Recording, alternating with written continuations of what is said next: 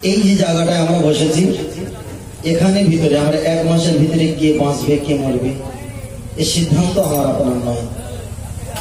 আমার দুনিয়াতে 1 মাসে এলাকায় কোন সন্তান আবির্ভূত হবে, কোন নারী কোন পুরুষ আল্লাহ দান করবে এই সিদ্ধান্ত মহান আল্লাহ পাকের কবজায়। তবে আমরা সর্বসময় চেষ্টা করব আল্লাহ যেন আমাদের সকলকে ইহদিনাস সিরাতাল মুস্তাকিম সোজা পথের প্রতীক হিসাবে কবুল করেন, বলেন আল্লাহুম্মা আমিন। আর বিশেষ করে করোনা তো লকডাউন তো আর নেই, লকডাউন নিয়ে বিশাল একটা রাজনীতি চলেছে। করোনার নামে ঘোড়ার ডিম কিচ্ছু নাই, তার ভিতরে বিশাল একটা রাজনীতি চলেছে। গুজরাটে আমার প্রায় 200-250 খন আমার বন্ধুরা কাজকর্ম করে, তার ভিতরে 7 জনকে ইচ্ছা করে ইঞ্জেকশন মেরে দিয়েছে। এখন কি করোনা না করুণা? হাদিস শরীফে এসেছে তোমাদের প্রতি যখন আল্লাহ কঠিন কঠিন গজব দেয় ওটা কিন্তু করুণা, ওটা করুণা নয়। যখন হালকা পাতলা আমাদের শরীর খারাপ হয় ওটাই বলেছেন রাসূল এটা তোমাদের জন্য করুণা মানে দয়া। করুণা মানে দয়া, আর করোনা মানে গজব। করুণা মানে দয়া আর করোনা মানে তাহলে হালকা হালকা যখন রোগ হয় এটা হলো আল্লাহর করুণা মানে দয়া, আর যখন খুব বেশি চাপ হয় তখন হয় এটা করোনা, এটা হয় গজব। তা এখন আমাদের উপরে আল্লাহ করোনা দিয়েছিল না করোনা দিয়েছিল? এখন এইটি সবচেয়ে বড় সমীক্ষা। দেখেন এমন একটা রোগ যে রোগের কারণে যিনি ডাক্তারবাবু পরিষেবা দিচ্ছে তিনি কিন্তু আক্রান্ত হয়ে মারা গেছে। যিনি মানুষের পরিষেবা দেবে তিনি যদি এই থেকে ভয় পায় তাহলে পরিষেবা দেওয়ার কে থাকবে? হাদিস শরীফে এসেছে পৃথিবীতে আল্লাহ এমন গজব দেবে ওই গজবকে নির্বাধিত ঠান্ডা করা আর পরিষেবা দেওয়ার মতো ওই জামানার মানুষ খুঁজে পাওয়া যাবে না। তার ঠিক তাই দেখেন ছেলের করোনা হয়েছে, ছোট্ট বাচ্চা 7 বছরের ছেলে, মা তাকে অ্যাম্বুলেন্সে তুলে দিয়েছে চোখের পানি ছেড়ে দিয়ে, বাপ কাছে যেতে পারেনি। নিজের বোন যে ভাইটার জন্য বাজারে গেলে খাবার আবার যাবার পথে পয়সা দিয়ে যেতেন সেই বোনটা রাস্তায় গড়াগড়ি করে কাঁদছে, কিন্তু ছোট ভাইয়ের পাশে থাকার মতো ক্ষমতা নেই। তাহলে রাসূল বলেছিলেন যে এমন গজব আসবে যে গজব হবার পরে মানুষের সাহায্য কেউ কারো করবে না। এখন সেই হাদিসটা এখন মিলে গেছে? যদি বলেন মেলেনি তাহলে আরো আমাদের অপেক্ষা করতে হবে, আর যদি বলেন মিলে গেছে তাহলে আমাদেরকে সদা হতে হবে। দুটো, যদি বলেন মিলে গেছে তাহলে আমরা সদা হব, যদি বলেন মেলেনি তাহলে আরো অপেক্ষা করব। আজকের একটু অসুবিধা হবে, কোনো বক্তার অসুবিধা হবে না, কিন্তু আমার একটু অসুবিধা হবে, কারণ আমি প্রতিনিয়ত বক্তৃতা করি, আমার সামনে কিন্তু 4-5টা করে লাইভ ক্যামেরা থাকে। আর যারা প্রতিনিয়ত আমার লাইভে বক্তৃতা নসিহত শোনে, আমি যদি সেই ওয়াজ করি আপনারা ধরতে পারলে তারা ধরবে যে আগামী জায়গা প্রোগ্রামে এই ওয়াজ করেছিল, বক্তৃতা করেছিল, আজকে সেই। তাহলে আমাকে মোটিফাই করতে হবে, আর মোটিফাই করলে এই সামনে যদি কান্নার রোল, হরেনের রোল, চিল্লাচিল্লির রোল, মানুষের রোল যদি হয় ও কি আর হবে? হবে না, তাতে লস হয়। যাই হোক, পরিস্থিতি পরিবেশ হিসাবে সুপারির দাম বেশি হলে মাছ আছেরা খাজুর আটিতে পান খেতেন, আমাদের তা খেতে হবে। আগিয়ে যাও।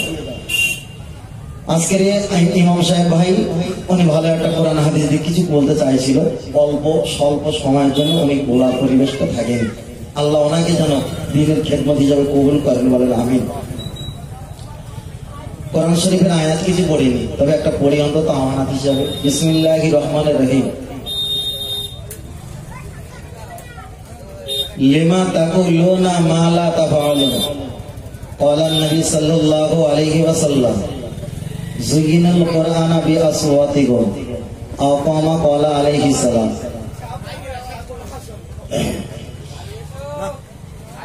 ওই চেয়ার নিয়ে কমিটির ওখানে একজন আর এখানে একজন বসা দরকার ছিল, যারা যাবে একটু চিল্লাবে না, বলে দেবে। মানছে না তাই না? ছেলেরা তোমরা একটু নিজের সিস্টেমটা নিজে মেনে নাও। চেয়ারে বসে আছে আমাদের কিছু ভাইরা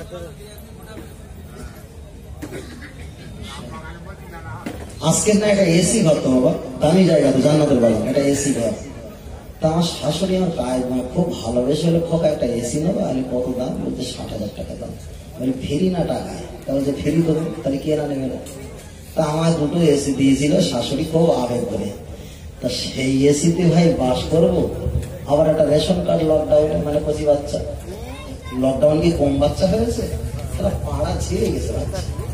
এখন লকডাউনে একটা বাচ্চা, এখন ওই বাচ্চা যা চিল্লানি শুরু হয়ে যাচ্ছে, ওই এসির হাওয়া আমার গায়ে লাগছে বলে আমার মনে হয়। ওই রিংটোনের আওয়াজে ও যা চিল্লাচ্ছে, ওই এসির হাওয়া আমার কিন্তু গায়ে যে লাগছে, এ চিন্তা তখন আর নেই যে মা তোর ভিক্ষা দরকার, পুকুর ঠেকা। তা আমার মনে হচ্ছে এটা এসি ঘর। এখন ছেলেরা চাঁদা পাঁদা দিয়ে একটা এসি ঘর তৈরি করেছে, এই যে রিংটোনের মতো যা বাচ্চার মতো চিল্লি শুরু করেছে, সেই এসি ঘরের মানুষই নেই। আমি হয়তো 1 মিনিট গল্প করছি, যখন ওয়াজ করবো আমি একটাও ফাঁকড়া কথা বলবো না, আর আপনাদেরকেও আমি মন অন্যদিকে যেতে দেবো না। আমার একটা অভ্যাস, তো ওয়াজ করতে করতে যে বিভিন্ন দিক নিয়ে ভুল ভ্রান্তি নিয়ে গল্প করবো, কেউ অভ্যাসটা নেই। যারা শোনে তারা জানে আমি 2-5 দিন গল্প করে যাই, কিন্তু ওয়াজ যখন শুরু করবো শ্রোতার কাছ থেকে বুঝে নেবো, শ্রোতা আমার কাছ থেকে বুঝে নেবে। ছেলেরা যারা বসে আছে তো কারণ অনেকের মাথা টুপি নেই, অনেকের মাথায় টুপি নেই, মাস্ক আছে, অনেকের মাথা টুপি নেই।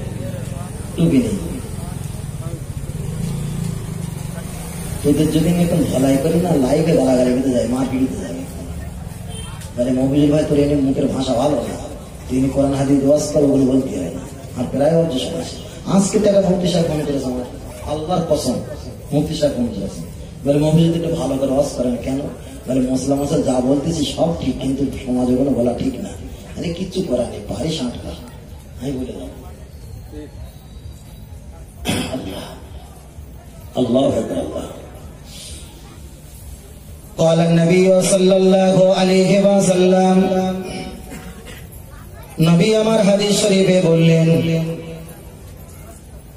আলহামদুলিল্লাহিল্লাযী আহইয়ানা বা'দা মা আমাতানা ওয়া ইলাইহিন নুশুর। আমরা এই দোয়াটা পাঠ করি ঘুম থেকে যখন জাগ্রত হই। রাসূল আমার হাদিস শরীফে বললেন, আন্নাহু মাআকুল মাউত, মানুষ যখন ঘুমিয়ে পড়ে মৃত্যুর খালাতে ভাই আর ফুফুতে ভাইয়ের সঙ্গে যেমন সম্পর্ক, ঘুম আর মৃত্যুটা ঠিক দুটো ভাই ভাইয়ের মতো সম্পর্ক। তাই রাসূল বলেছেন, দুনিয়ার মানুষ যখন ঘুম থেকে জাগ্রত হবে, তাহলে অর্ধেক মৃত্যুর পর থেকে যখন দুনিয়ার হায়াত পেয়ে জীবিত হয়েছে, অবশ্যই উঠে যেন কানের ধারে মাথার ধারে মোবাইলের লাইট স্ক্রিনটা না জ্বালিয়ে আলহামদুলিল্লাহিল্লাযী, আল্লাহ পাকের শুকরিয়া যেন আদায় করে। এ জামানার কিছু কুলাঙ্গার নারী চাটা যুবকেরা আছে, রাতের অন্ধকারে ঘুমিয়ে পড়েছেন বলো ফিল্ম আর সেক্সুয়াল ভিডিও দেখে, রাতের অন্ধকারে এত মেসেজ হোয়াটসঅ্যাপে সেন্ড করেছে, সকাল বেলা উঠে আগে মেসেজ গুলো আর হোয়াটসঅ্যাপ গুলো চেক করে। রাসূল বলেছেন, আল্লাহর শুকরিয়া আদায় করো, কারণ মৃত্যুর জায়গাতে তুমি ঘুরে আবার দুনিয়াতে স্বাভাবিক হয়ে গেছো।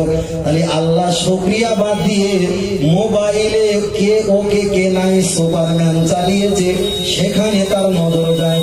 রাসূল আমার বলেছে, ওরাই হবে পৃথিবীর সবচাইতে ধ্বংস আর বিলাপ্তকারী। ভাই আমি খুব জোরে কথা বলতে পারবো না, যা বলার কন্ডিশন আজকে, একদিকে এসে হাওয়া খেতে, একদিকে ঠান্ডা, একদিকে গরম, এখন 2-4 দিন এরকম হবে। আমার কথা বুঝতে পারছেন বড় ভাই? মাশাআল্লাহ। অসুবিধা যদি হয় আমাকে একটা রিস্ক করবেন, আমি আপনাকে নেক্সট বার দহরা দেবো, দ্বিতীয়বার বলবো, আমি একবার রাখবো না, আর আমাদের রাখবে। কেন? যিনি বক্তৃতা করবে তার তো অবশ্যই মস্তিষ্ক ঠান্ডা করা দরকার। তাহলে রাসূল বলেছেন, ঘুম থেকে যখন জাগ্রত হয়ে যাবে আল্লাহর শুকরিয়া আদায় করা লাগবে। কিন্তু আল্লাহর দুনিয়ার বান্দা দিকে একটা বার তাকাও, ঘুম থেকে যখন জাগ্রত হয়ে যায়, যখন জেগে যায়, আল্লাহর শুকরিয়ার দিকে নজর করা বাদ দিয়ে দুনিয়ার কোন ব্যক্তি আমাকে ওয়েলকাম আর জন্মদিবস পাঠিয়েছে সেইগুলো দেখে তাকে চাট করা হয়। তাহলে রাসূল বলেছেন, ইসলাম পৌঁছে যাবে, সেই জামানায় ইসলামের নিয়ম পাওয়া যাবে না। তাহলে উনি একজন মুসলমান, কিন্তু মুসলমানের যে কর্ম সে কর্মটা তার ভিতরে নেই। এটাই যেমন সে ভুল করেছে। এটা হলো জান্নাতের বাগান।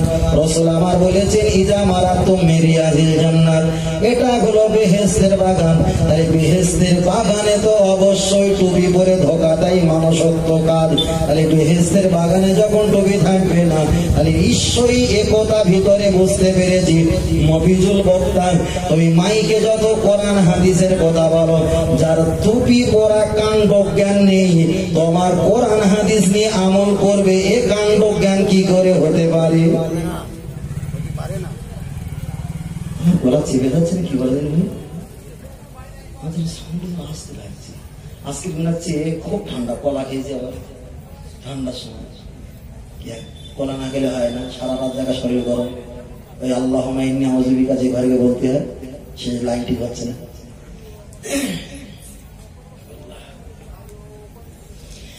আমার জওয়ান যুবকের আমি বোঝাতে চেয়েছি, রাসূল আমার হাদিস শরীফে বললেন, পৃথিবীর জমিনে দুনিয়ার মানুষ একটা বার জানো, আল্লাহ কোরআন শরীফে বললেন কুনতু খায়রা উম্মাতিন উখরিজাত লিন-নাস তা'মুরুনা বিল মারুফ ওয়া তানহাউনা আনিল মুনকার।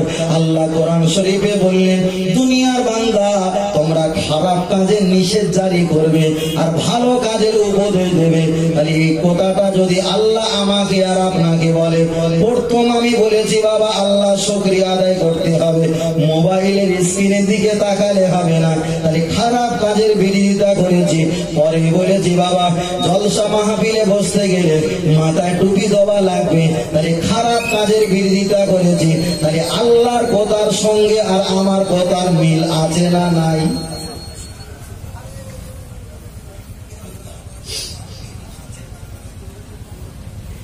ও আমার জওয়ান ছেলেরা, খুব ঠান্ডা মাথায় একটু বোঝার চেষ্টা করেন। তাহলে একটা কথা আমি আপনাকে বলেছি, মোবাইলের কথা আমি একটা বার বললাম, তবে আর একটা বার লম্বা করে আগিয়ে যাওয়া যাক। বসিরহাট আল্লামা হুজুর তিনি একটা জায়গায় উল্লেখ করেছেন, কোন ব্যক্তি যদি ইসলামিক জলসা মাহফিল হয়, সেখানে যদি ক্ষতি সাধনার জন্য চিন্তা নিয়ে চলে যায়, সাপোজ এখানে জলসা হচ্ছে আর আমি যদি খারাপ নিয়ত করে এখানে আসি যে জলসাটাকে আমি ধ্বংস করব আর বিলুপ্ত সমান করে দেব, হুজুর আমার বলেছেন ওনার যে যাবার নিয়তটা হলো ইসলামের শত্রু, ওই হালাতে যদি ওই ব্যক্তিটা আল্লাহ না করুন যদি মারা যায়, মারা যদি যায়, রাসূল আমার বলেছেন জাহান্নামী জাহান্নামী।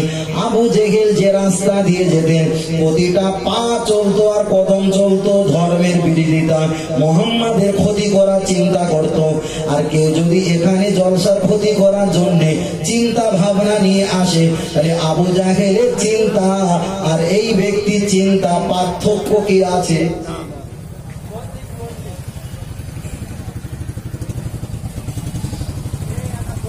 আমি আপনাকে বোঝাতে চাই। আর একটুবার আগিয়ে চলে যাও। ও ভাইরা বাবাজিরা, মোবাইল সম্পর্কে বলছিলাম। এখন মোবাইলে দেখা যায় অজনসিয়াত হয়, অনেক ছেলেদের দেখতে পায় তোমরা গান শোনো, অনেকে বাংলাদেশের গান, পাকিস্তানের গান, ইন্ডিয়ার গান, ভোজপুরি গান, ডিজে গান, বিভিন্ন বিভিন্ন এক একটা অপশনে আপনারা গান শোনেন। এখন 3D গান হোক আর 4D গান হোক, গান শুনতে শুনতে বাম দিকে আছে একটা লাইক, বাম দিকে আছে ডিসলাইক, পরে আছে শেয়ার কিংবা দেখা যায় কমেন্ট কিংবা লাইকের অপশন, তারপরে সেভ থাকে। ও ভাইরা বাবাজিরা, আপনার ডাউনলোডের কথা আমি বলছি না। তাহলে যেখানে আছে লাইক, লাইক মানে রাইট, ওকে নাই, সুপারম্যান, এটা সুন্দর লেগেছে, ডিসলাইক মানে এটা আমার ভালো লাগেনি। ও ছেলেরা, তোমরা যদি গান শোনো আর গান শোনার পরে যদি একটা লাইক মারো, তাহলে ইউটিউবার বুঝতে পেরেছে লাইক করেছে মানে আমাকে সাপোর্ট করেছে। তাহলে হারাম জিনিসে লাইক মেরে সাপোর্ট করলে বরপরা দাদাবি রহমাতুল্লাহ আলাইহির প্রধানত খলিফা বসিরহাট আল্লামা রুহুল আমিন রহমাতুল্লাহ আলাইহি একটা কিতাব লিখেছেন, নাম লিখে রাখেন, তোমার হুজুর থাকলে জিজ্ঞাসা করবে। কিতাবটার নাম হলো কলেমাতুল কুফর। কোন ব্যক্তি যদি হারাম কাজে লাইক মেরে পছন্দ করে, ওই ব্যক্তিটা হবে বিলকুল কাফের আর কাফের।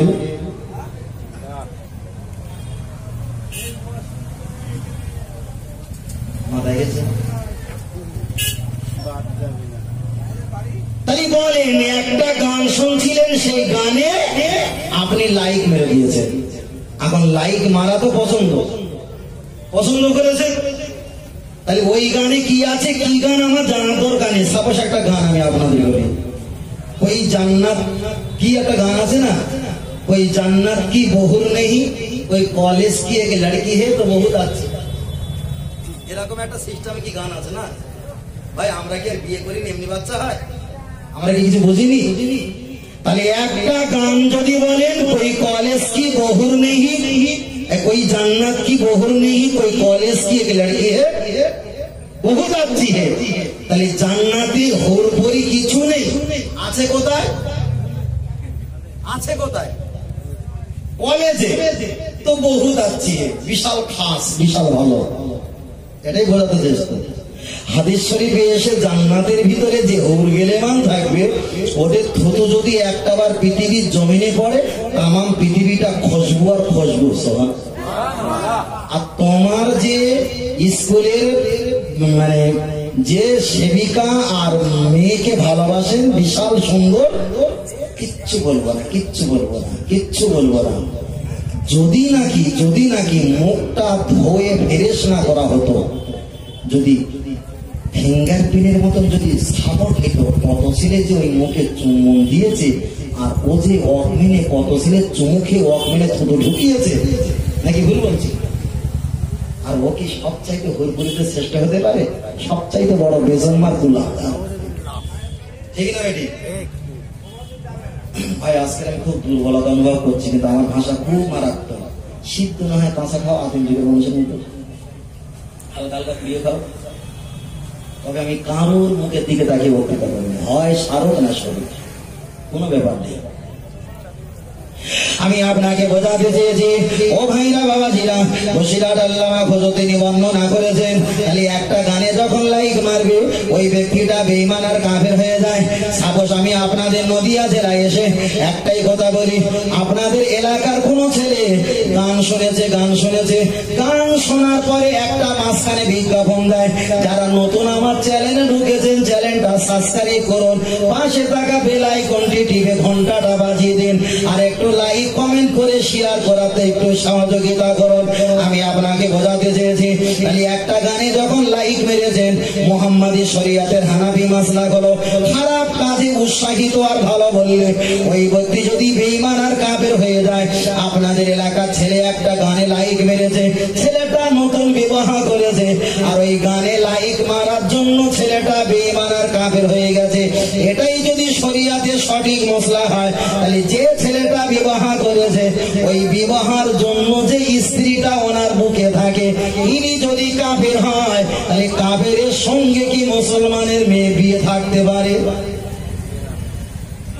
আমি গোড়ায় নিয়ে যাচ্ছি টপিক পারে। কোন মুসলমানের ছেলে যদি বেঈমান আর কাফের হয়ে যায়, ওর স্ত্রীটা কিন্তু আর হালাল থাকে না, কেন?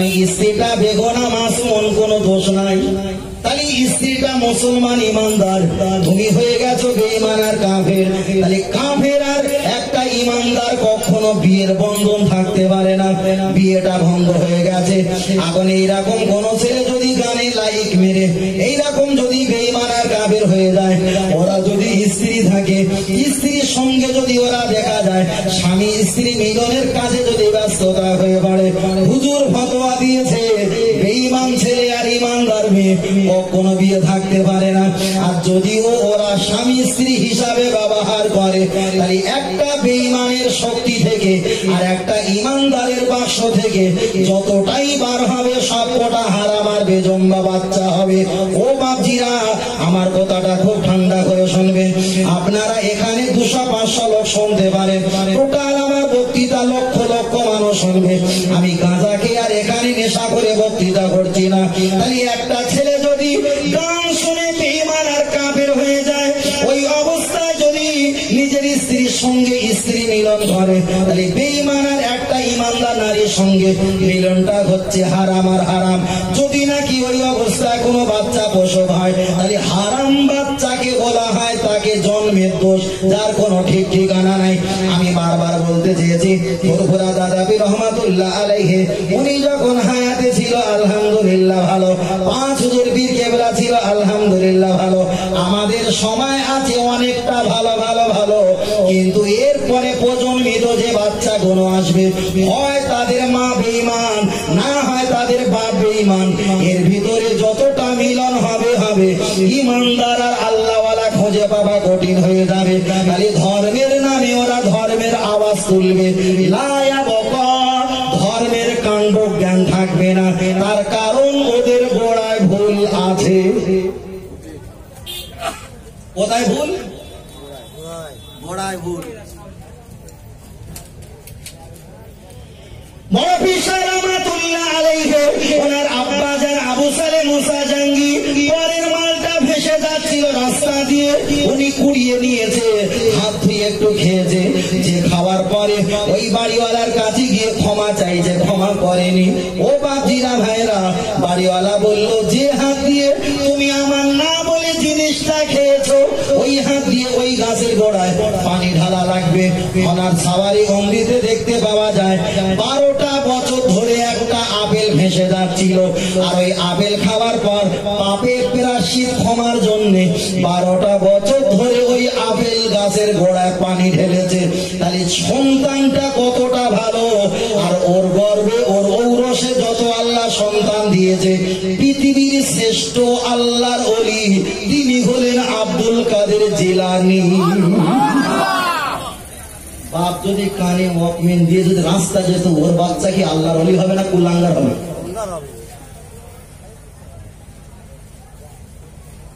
ফুরফুরা শরীফের দাদা পীর রহমাতুল্লাহ আলাইহি ওনার বাপ ভালো ছিল, মা ভালো ছিল, কিন্তু ওই রকম বাপ আর মা আমাদের, আমরা ভিখারি, আমরা পাইনি বলে ফুরফুরার আবু বক্কর মতো ছেলেকে আমরা দেখতে পাইনি।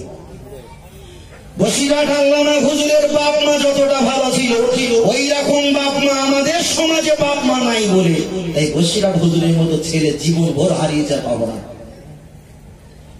ক্যানিং মাস্তান হুজুর রহমাতুল্লাহ, খাজা মাইনুদ্দিন আজমি রহমাতুল্লাহ, এনারা যতটা ভালো ছিল, ওনাদের বাপ মা যতটা ভালো ছিল, গাছ ছিল ভালো, ফল দিয়েছে ভালো, কিন্তু আমাদের সমাজে গাছ খারাপ, ফল কি ভালো হবে? আপনারা বারাইপুর যাননি, অনেকে গেছেন, বুঝতে পারবেন। আমাদের তো ওই রাস্তা দিয়ে তো জলসা যায় প্রতিনিয়ত, দেখতে পাই বারাইপুরে যত পেয়ারা আছে অধিকাংশ ওই পেয়ারা গাছে না, আপনাদের এলাকাতে অবশ্যই আছে, সবজি চাষ হয়, ওই পেয়ারা গাছে পলিথিন দিয়ে দেয়। পলিথিন কেন দেয়? যে পলিথিন এই কারণে দেই যে রোদের আফতাব মানে সূর্যের রশ্মি জ্যোতি এতে যেন রংটা পরিবর্তন না করে।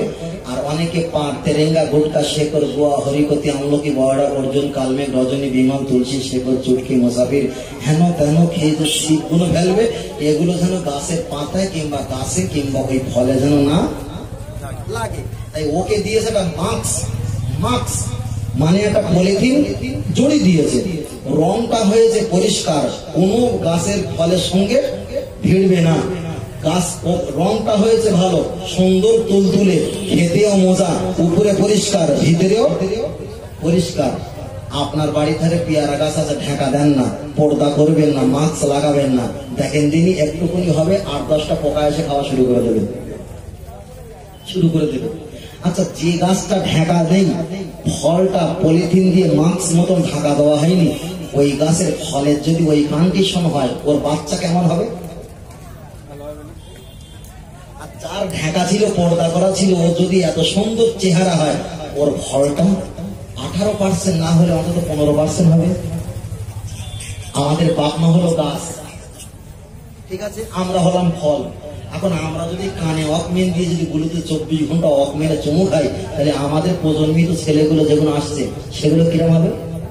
মোবাইল না দিলে ঘুম হবে না, মোবাইল না দেখালে কান্না বন্ধ হবে না, শুরু ইসলাম থাকবে, ইসলামের নিয়ম থাকবে না। আমার ভাষাটা যদি আপনারা খুব খারাপ মনে করেন, চরম ভুল করবেন, খুব চরম ভুল করবেন। আমি ভেলিগুড়ের পানি দিতে আসিনি যে রোগী মরবে না, রোগ সারবে না। আমি আপনাকে বোঝাতে চেয়েছি, খুব ঠান্ডা মাথায় শুনবেন। গানের কথা বলতে বলতে এতদূর পর্যন্ত চলে এসেছি। আপনাদের এলাকায় অনেকে বিবাহ শাদী হয়, আর বিবাহ শাদী হওয়ার সময় দেখতে পায় 4 দিন 5 দিন 3 দিন 2 দিন কিংবা পরে 1 দিন 2 দিন ধরে ওরা গান বাজনা চালিয়ে যায়, বক্স লাগিয়ে জিবিএল বক্স দিয়ে ওরা গান চালিয়ে যায়। অনেক বোনায় আসে, দুলা ভাই আসে, অনেক দেখা যায় দেওয়ার নন্দায়, আত্মীয় শ্বশুর শাশুড়ি, পাড়ার প্রতিবেশী, চাচি দাদিমা সকলে এসে ওই বক্সে জিবিএল বক্সের সামনে ওরা কোমর দুলে দুলে দুলে দুলে নাচানাচি শুরু করে। বসিরহাট আল্লামা হুজুর একটা কিতাব লিখেছে, কিতাবটার নাম হলো কলেমাতুল কুফর। আবার একটা ফতোয়া লিখেছে, ফতোয়াটার নাম হলো ফতোয়া আমিনিয়া। কোন ব্যক্তি যদি গান শুনে সারা রাত গান শুনলে বেঈমান হবে, এমন কোনো কথা নয়। কোন ব্যক্তি যদি গান শুনে নিজের চেহারাটা একটা বার যদি আনন্দ দিকে যদি ঢুলে দেয় আর মনে মনে যদি আনন্দ অনুতপ্ত মনে করে, ওই ব্যক্তিটা বেঈমান আর কাফের। তাহলে একটা ছেলের বিবাহ হচ্ছিল আর পাড়ার যত শালিয়া চাষতে বোন ভাই ননদ দিয়েছিল, ওই জিবিএল বক্সের কাছে কোমর দিয়ে দোলা দিয়ে দিয়ে দিয়ে রাসূলের হাদিসের মোতাবেক অনুযায়ী এরা তো বেঈমান আর কাফের হয়ে গেছে। কেউ বলবে না, সবাই মুসলমান, কিন্তু দোয়া চাইলে কবুল হবে না। কেন? ইমানদারের তো দোয়া কবুল হয়, কিন্তু ইমান নেই তো দোয়া কবুল হবে।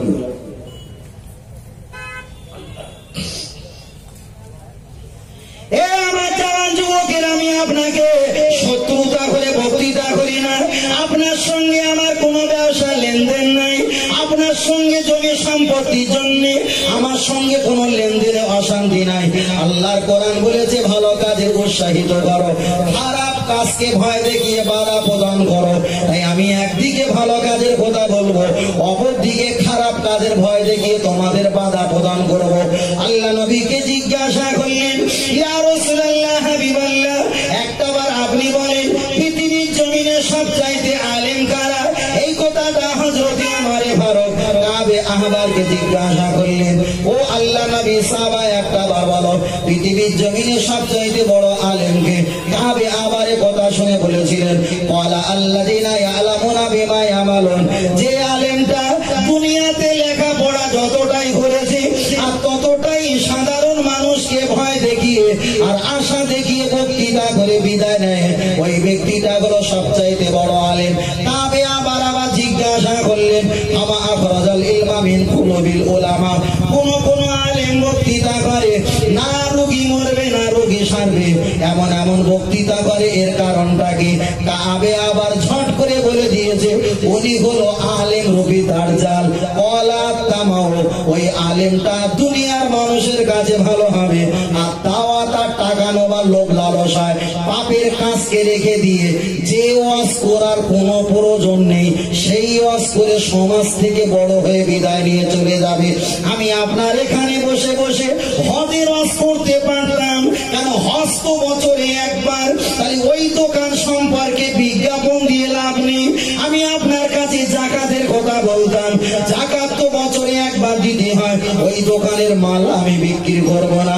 ফেতরার কথা বলতাম, ফেতরা বছরে একবার বিক্রি করতে হয়। কোরবানির কথা বলতাম, কুরবানি তো বাবা বছরে একবার বিক্রি কেনাকাটা হয়, তার আগে পরে তো হয় না। কিন্তু এমন একটা বিষয় নিয়ে কথা বলছি যে বিষয়টা আমাদের 24 ঘন্টা কর্মব্যস্ত হয়ে যায়। তাই সোনার দোকানে দেখা যায়, হজের দোকানে আর ফেতরার দোকানে আর কোরবানির দোকানে, জাকাতের দোকানে না গিয়ে যে দোকানে ঢুকে আমাদের ঈমান আমল ভস্ম হয়ে যায়, ওই দোকানের মাল তুলে তুলে দেখাচ্ছি। বাবা, গান শুনে লাইক মারলে তুমি বেঈমান আর কাফের হবে, এতে কি আমি ভুল করছি? যে কাজগুলো করলে আপনার ঈমান থাকবে না, ঈমান থাকবে না, এগুলো করবেন না, চরম ভুল কাজ। আপনাদের এলাকার ডিসঅ্যান্টোনা হয়, অনেকের বাড়িতে টিভি চলে, ডিসঅ্যান্টোনা হয় কি একটা কালো তার দেয়, আমি ভালো জানি না, আপনার ডিস তার হোক যাই তার হোক, এরকম একটা কালো তার দেয়। অনেক জায়গা দেখতে পাই। আপনাদের কাষ্টডাঙ্গা এলাকায় কোথাও যদি যদি এই ডিস অ্যান্টোনার কোন মিস্ত্রি যদি এসে সারাই করে, উপরে গাছে উঠে তারটা সারাই করছিল, জুড়ছিল, আর হাত থেকে যদি খসিয়ে পড়ে যায়, আর আমি মফিজুল রাস্তা দিয়ে যদি যাই, মিস্ত্রি যদি বলে মৌলানা সাহেব আমি কষ্ট করে গাছে উঠেছি, ওই তো যে তার পড়ে গেছে তারটা একটু আমার হাতে তুলে দাও, নামতে আমার বড় কষ্ট হবে। রাসূল আমার হাদিস শরীফে বলেছেন, মান সুন্না সুন্নাতান হাসানাতান সাইয়্যাতান ফালাহু আজরুহা ওয়া আজরু মান আমিলা বিহা। জলসার প্যান্ডেলে তুমি চাঁদা দিতে পারলে না, শ্রোতাদের বসার জন্য পলিথিন বিছাবে, যতটা নেকি পাবে যারা দিয়েছে ততটা নেকি পাবে। আর একটা ডিস অ্যান্টোনা যদি তার পড়ে যায়, তুমি যদি ওই তারটা তুলে সহযোগিতা করো, যতদিন বাড়িতে ছেলে মেয়ে বিয়ে বাচ্চারা ওই পাপের কাজ গোনার কাজ করবে, তোমার সহযোগিতায় অতটা গোনা তোমার নামায় আমালে ঢুকবে। মাথায় গেছে? নাকের বইয়ের নাম বলবো, খবরদার না, কখনো এ কাজগুলো করবেন না। অধিকাংশ পুরুষেরা না স্ত্রীর কবলে পড়ে তারা বাড়ি এইগুলো করে। স্ত্রী পরের বাড়ি কেন ওকে মারবো, আপনার মেয়ে বড় হয়ে গেছে, কে কথা কি একটা কথা বলে ফেলবে, আপনার ছেলে বড় হয়ে গেছে, তুমি এটা কেন? আরে নবী আদম আলাইহিস সালামকে জান্নাতে গলা টুটি ধরে মা হাওয়া বার করেছে, আর তোমার মতন একটা বউ তোমার টিভি কিনে ঘরে জাহান্নামে দেবে না, শনি আর মন্দ।